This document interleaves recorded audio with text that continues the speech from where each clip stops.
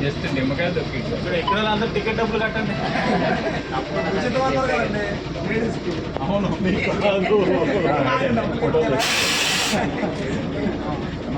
కొంచెం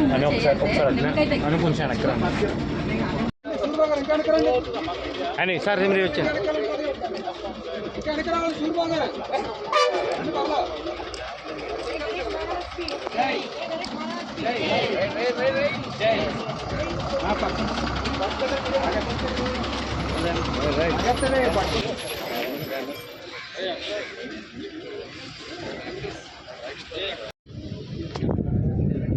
ఈ యొక్క డిపో పరిధిలో ఈరోజు 3 సర్వీసెస్ని ప్రారంభించడం జరిగింది.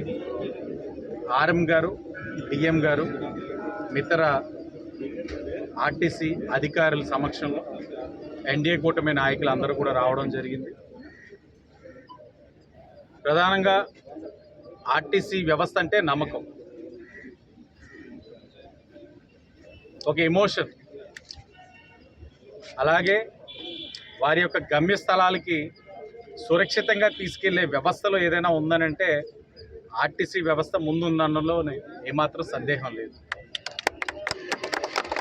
ఇప్పటికే అనేకమైన సర్వీసెస్ ఉన్నాయి, కానీ ఈ రోజున ప్రయాణికులకి మరింత బెటర్ సర్వీసెస్ అందించాలన్న ఉద్దేశంతో ఏలూరుకి 1, కాకినాడకి 2 సర్వీసెస్ కూడా ప్రారంభించడం జరిగింది.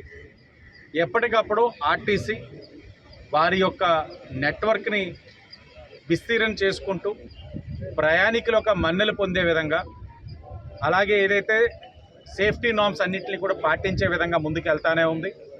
భవిష్యత్తులో కూడా అదే కార్యక్రమంతో ముందుకు సాగుతుంది.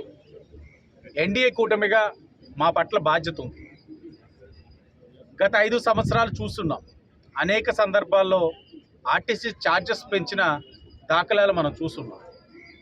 ఎన్నికల సమయంలో కూడా హామీ ఇచ్చున్నాం, పెరిగిన ధరలు తగ్గిస్తామని. దానికి అనుగుణంగా కూడా ముందుకు వెళ్తాం. అలాగే ఉచిత బస్సు ప్రయాణం మహిళలకు, ఎవరి పార్లమెంటు పరిధిలో వారికి ఉచిత బస్సు ప్రయాణం ఇచ్చే కార్యక్రమం కూడా ఎన్నికలప్పుడు హామీ ఇచ్చున్నాం. దానిపైన కూడా ఆ శాఖ వారు ఏదైతే ట్రాన్స్పోర్ట్ డిపార్ట్మెంట్ వారు అధ్యయనం చేస్తూ ఉన్నారు. గౌరవ ముఖ్యమంత్రి గారు కూడా అది దగ్గరలోనే అమలు చేసే కార్యక్రమం కూడా తీసుకుంటాం. ఇప్పటికే పెన్షన్స్ పెంచున్నాం. ఆగస్ట్ 15న అన్న క్యాంటీన్లు ఓపెన్ చేస్తానన్నాం. అదొక కార్యక్రమం, పెట్టిన సంతకాల్లో ఒక్కొక్కటిగా నెరవేరుస్తా ఉన్నాం. అలాగే ఉచిత బస్సు ప్రయాణం కూడా మహిళలకు ఏదైతే ఎన్నికల ముందు హామీ ఇచ్చున్నామో ఆ హామీల్లో కూడా కొన్ని రాష్ట్రాల్లో ఇబ్బందులు చూస్తున్నాం. ఆ ఇబ్బందులు ఇక్కడ పునరావృతం కాకుండా ఏ విధంగా చేయాలన్నది ఆ కార్యక్రమం చేస్తూ ఉన్నారు. అధికారులు దాని మీద అధ్యయనం చేస్తూ ఉన్నారు. అయిన తర్వాత ప్రయాణికులకి మరింత మెరుగైన సేవలు అందించే కార్యక్రమం కింద ఆర్టీసీ ఎప్పుడు కూడా ముందుంటుందని తెలియచేసుకుంటూ అందరికీ ధన్యవాదాలు.